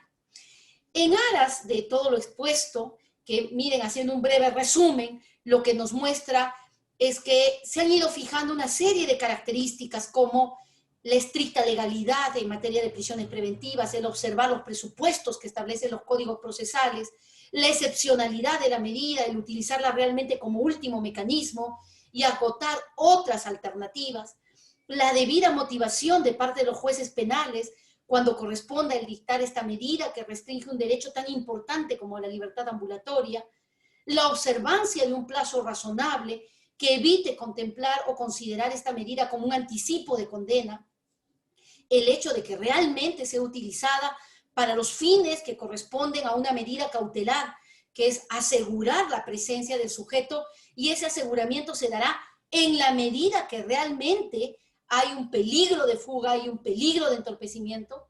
Uno lo que encuentra es que pese a todos esos esfuerzos que se dan a nivel del sistema americano de protección de derechos humanos, que trabajan nuestras cortes constitucionales en los habeas corpus que se presentan en situaciones arbitrarias, y que trabaja la justicia penal ordinaria tratando de revertir esta idea de abuso de la prisión preventiva, yo creo que hay algunas cuestiones que tendríamos que poner en el debate y tal vez repensar, ¿no?, en este tipo de actividades que yo felicito que se den, y que hoy día, miren, con toda la tecnología, es posible que horas de viaje y el costo que podría suponer venir desde Lima, en donde yo me encuentro, hasta Panamá, y luego de Panamá a Chiriquí, que por cierto me enamoré de ese lindo paisaje cuando hice la ruta correspondiente. Pues bien, en estas circunstancias que hemos logrado a través de la tecnología, como ustedes han hecho en la facultad, de utilizando la plataforma Zoom, acercarnos, podamos tener un espacio para repensar el derecho de nuestros países y ver qué podemos hacer, además de todo esto que ya se creó, para poder realmente evitar de que la prisión preventiva siga siendo el primer mecanismo que salta a la vista cuando está comprometiendo un derecho tan valioso como la libertad y en algunos casos no implica necesariamente que se estén dando las condiciones para su imposición. Y entonces pongo al debate y espero a la reflexión que pueda dar lugar a investigaciones, que entiendo que la Facultad de Derecho, que está tan involucrada con la preparación y el desarrollo y la investigación, pueda de algún modo impulsar como lo primero, ¿no? ¿Qué hacer para que los jueces no dicten estas medidas solo porque estamos frente a casos espectáculo, a casos mediatizados, donde más que responder a la eficacia del proceso, respondemos una especie de populismo mediático, populismo punitivo, dicen algunos, de dar respuestas efectivas en el derecho penal para que todos estén contentos, cuando no necesariamente se están cumpliendo las garantías y no necesariamente en el caso concreto se debía dictar este tipo de medida. Por otro lado, ¿cómo evitar de que los jueces, que más bien optan por la excepcionalidad y optan por otras alternativas, no se vean involucrados luego en investigaciones disciplinarias? En mi país pasa que aquel que otorga la libertad es luego investigado, porque dicen, qué raro que dio la libertad.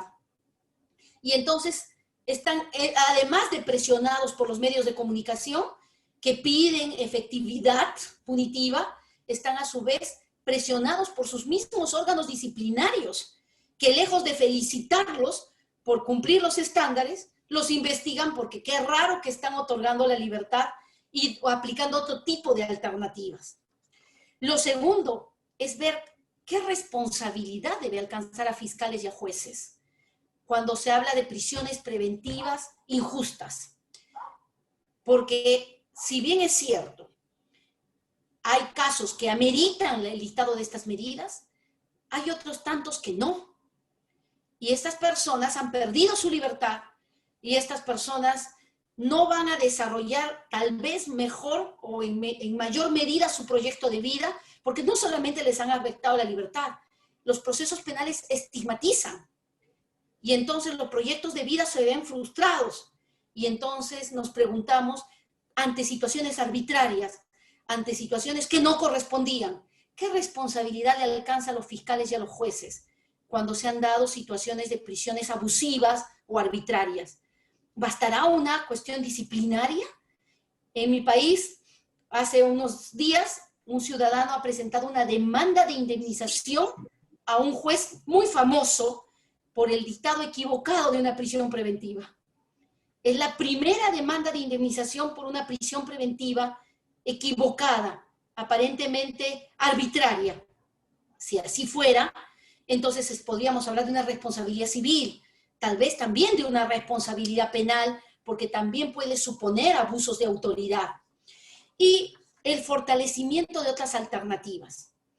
Cuando hablamos de el control usando estas tecnologías, no necesariamente a través de los grilletes electrónicos que pueden ser muy caros, podríamos considerar la geolocalización como un mecanismo de control para quienes están con una medida distinta a una prisión, o los impedimentos de salida, los órdenes de arraigo, los arrestos domiciliarios, son alternativas poco usadas en nuestras realidades, a pesar de que en algunos casos, como por ejemplo en mi país, existe la normatividad que lo podría permitir.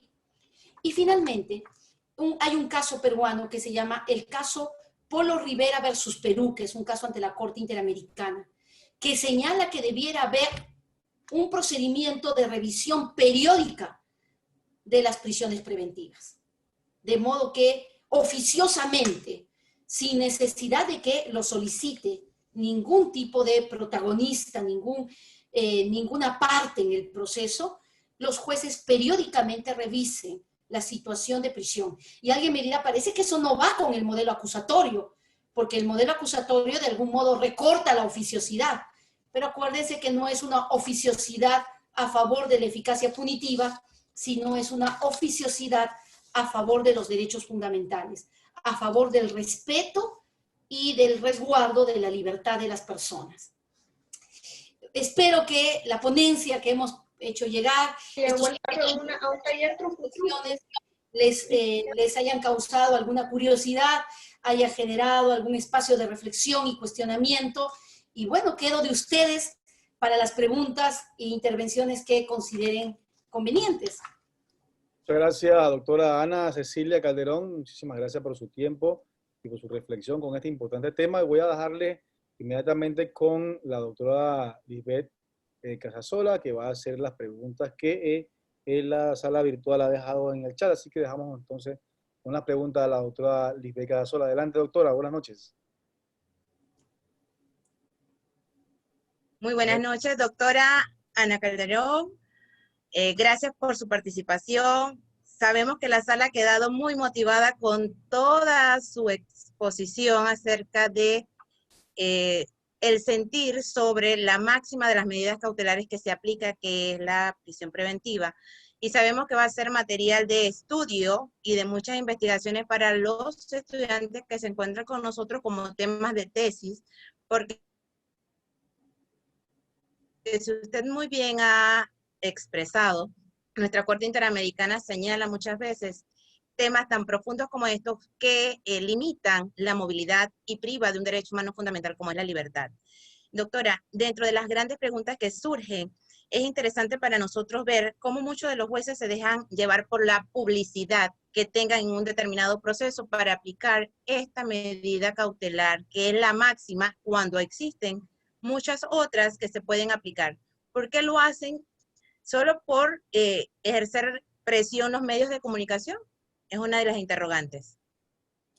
Perfecto. Yo creo que existen diversos factores, ¿no? Hay diversos factores. Uno de los factores podría ser aquellos casos que son mediáticos, aquellos casos que generan interés público, que pueden implicar, por ejemplo, delitos contra la administración pública, casos de corrupción, o aquellos supuestos que generan cierta alarma social, como podrían ser casos de violaciones sexuales, casos de feminicidios, robos que generan subsecuentes muertes, que lógicamente hay una alarma social porque en nuestros países hay algunos fenómenos de violencia que están creciendo, que están incrementándose en las estadísticas, y lógicamente ante la desesperación que genera el no detener estos eventos, pues se cree que la prisión preventiva es la solución.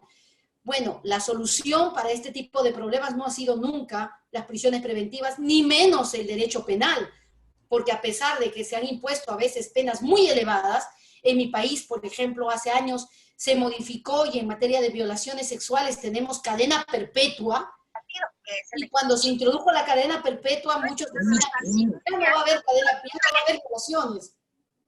Había gente que sostenía que ya no iba a haber violaciones, que los que violaban iban a asustarse por la pena de cadena perpetua. ¡Mentira!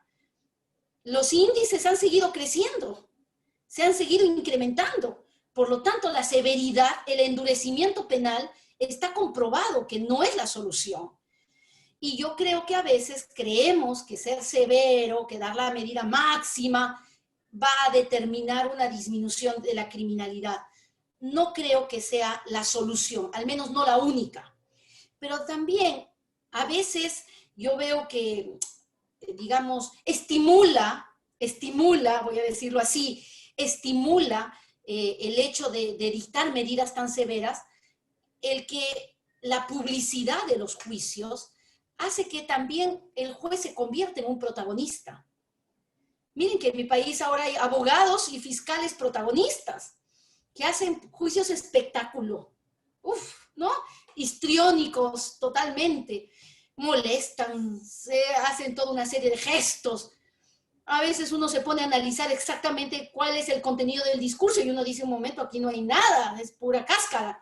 Sin embargo, pues llama la publicidad también un poco al buscar un espacio de protagonismo y lamentablemente a veces el dictar este tipo de medidas también tiene sus puntos, ¿no? Genera cierto aplauso popular.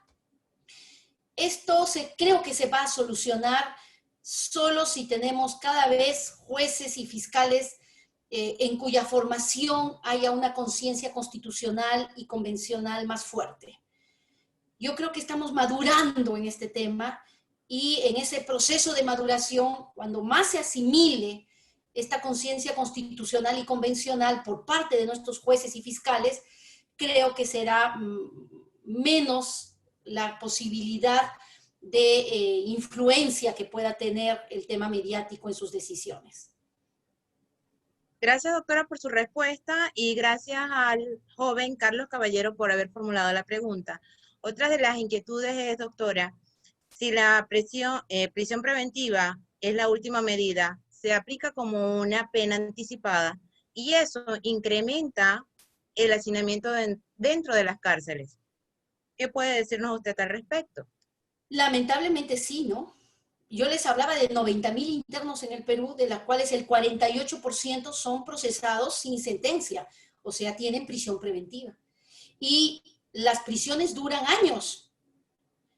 Y entonces la pregunta es, ¿y esa privación de la libertad que debiera ser temporal, que debiera ser variable y que tal vez debiera ir modificándose según los cambios que se dan en el proceso, porque está destinada solo a un aseguramiento de los fines procesales, ¿por qué mantenerla y no cambiarla? ¿Y por qué hacerla tan duradera cuando no es un castigo? Y es que a veces existe esta confusión del carácter cautelar de la prisión con la condena a pena privativa de libertad efectiva, que es otra cuestión, que nada tiene que ver con lo que estamos refiriendo, y esa confusión hace que a veces no se dé un control de la temporalidad y de la variabilidad que podría tener esta medida cautelar. Gracias. El doctor Teófilo Moreno hace un comentario. Considero que se debe hacer una reflexión sobre los sistemas de justicia, toda vez que las aplicadas no han dado respuesta a la tranquilidad de la sociedad. Toda vez que actualmente hay una tendencia al aumento de la criminalidad. Sí, creo coincidimos, doctor Moreno, en que hay la necesidad de una reforma del sistema de justicia, pero además yo creo que tendríamos que repensar muchas cosas en relación a la normativa penal. ¿Por qué? En mi país, por ejemplo, a raíz de los incrementos de la criminalidad en determinados ámbitos, y la disminución en otros, se ha ido generando cambios en la legislación penal de modo coyuntural. De modo que cuando ahora uno mira el Código Penal peruano, uno le encuentra que han generado, digamos, ¿no? Un ejemplo, había un artículo 274 y ahora tiene 274A, 274B, 274C, con penas que no responden necesariamente a la importancia del bien jurídico. Y entonces, ese código se ha terminado convirtiendo en un monstruo, donde se han ido haciendo añadidos y donde se ha perdido el sentido de cuál es el bien más valioso, de cuál es la respuesta razonable, qué fórmulas delictivas ya no debieran tener atención por el derecho penal, porque ya no se dan, o porque no se dan en la medida que se dan otras, y qué fórmulas tendríamos que considerar como principales y con una respuesta mucho más severa. Pero además, hoy día estamos en un mundo distinto en torno a los recursos que tenemos para el control. Hace 3 siglos atrás, o 2 siglos atrás, era posible hablar de la necesidad de una prisión, porque la única manera de controlar a alguien era tenerlo en un lugar cerrado y con una jaula. Hoy día, con toda la tecnología que tenemos, no necesitamos en algunos casos tener una persona encerrada. Miren que con el celular yo puedo saber dónde están mis hijas en este momento. Gracias al celular, puedo yo saber exactamente en qué lugar se encuentran. Y con ese mecanismo yo podría estar controlando a algunas personas que están siendo procesadas, que no significa peligrosidad para la sociedad, que de repente sus delitos son menores y que no tendrían que estar en prisión. Y las prisiones deberían estar siendo ocupadas por los que realmente son peligrosos, por aquellos que realmente pueden suponer un daño social. Pero para eso tenemos que modificar todo. Revisar nuestro código penal, revisar nuestro sistema de justicia, cambiar de mentalidad, cambiar de paradigmas. Y eso creo que va a ser bastante difícil, ¿no? Doctora, gracias por todo lo expresado. Fueron unas críticas muy positivas que han llamado a la reflexión de todos los que están aquí con nosotros en la sala virtual en la noche de hoy. Le damos las gracias por su excelente participación. Sabemos que las palabras dichas por usted han despertado esas inquietudes que van a hacer que nuestros estudiantes y todos los que han participado sean más dinámicos, sean más exigentes, sean más cautivos, críticos y analíticos al momento de apreciar esta medida cautelar de la prisión preventiva como una de las medidas que se aplica, y van a darle seguimiento para tratar de disminuir ese hacinamiento que hay en nuestras cárceles. Y todos han quedado sumamente alarmados de la gran cantidad de detenidos o acusados que hay en su país. Esa cantidad de 90.000 es alta comparado con otros países que también sabemos que el sistema penitenciario juega un papel importante y que las cárceles no se prestan para tener tanta cantidad de personas privadas de libertad. A nombre de nuestra rectora, la magistra Etelvina Medianeros de Bonaga, de nuestro decano, el magister, de todos los estudiantes y profesionales que se encuentran en la sala en la noche de hoy, le damos las gracias por sus palabras, por despertar esas inquietudes, y la vamos a invitar para futuros encuentros para seguir en estos conversatorios que nutren a la sala al compartir conocimientos como los que usted ha dado en la noche de hoy. Bendiciones y buenas noches, doctora.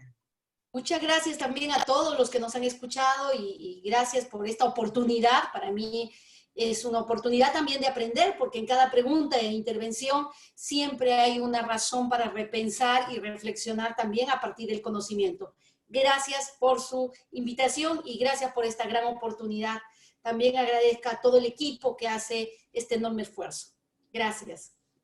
Muchas gracias a la doctora Lisbeth Cagazola por la pregunta, y un honor, doctora Ana Cecilia Calderón con arriba, tenerla aquí con nosotros directamente desde la República de Perú. Ha sido un honor compartir con usted esta noche. Muchas gracias. Para usted. Bien, y ya entonces terminando las preguntas y respuestas, queremos agradecer la participación de todos los que hemos estado en la sala virtual. Muchísimas gracias, y lo vamos a invitar para que el próximo sábado vamos a tener entonces en el ciclo de conferencias virtuales con la licenciatura de Investigación Criminal y Seguridad. Este sábado, próximo sábado 10 de octubre, si Dios nos da permiso, vamos a estar con el doctor Roy Rojas Vargas en el tema seguridad vial. Así que los esperamos este próximo sábado, con mucho gusto acá en este ciclo de conferencias. Dios me los bendiga a todos. Que tengan buenas noches. Hasta el sábado. Saludos. Buenas noches.